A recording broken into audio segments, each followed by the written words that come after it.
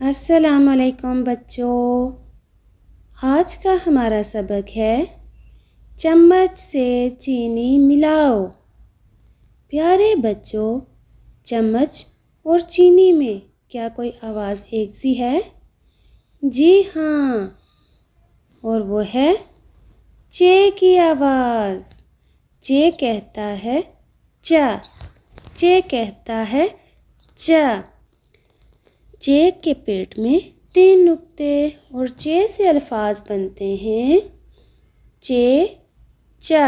चे चा चटनी, चे चा चश्मा, चे चा चिड़िया, चे चा चटनी, चे चा चश्मा, चे चा चिड़िया।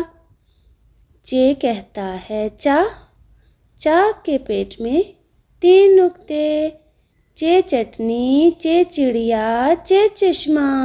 ये तो थे चे से अल्फाज। और इससे पहले हमने पढ़ा था चे का बड़ा भाई जीम, और आज हमने पढ़ा चे। जीम और चे दोनों की शक्ल तो एक सी है, लेकिन जीम के पेट में है 1 नुक्ता और चे के पेट में है 3 नुक्ते। ये तो थे जीम और चे। कल इनका तीसरा भाई है पढ़ेंगे, तो लाइक और सब्सक्राइब ज़रूर करें। अल्लाह हाफिज़।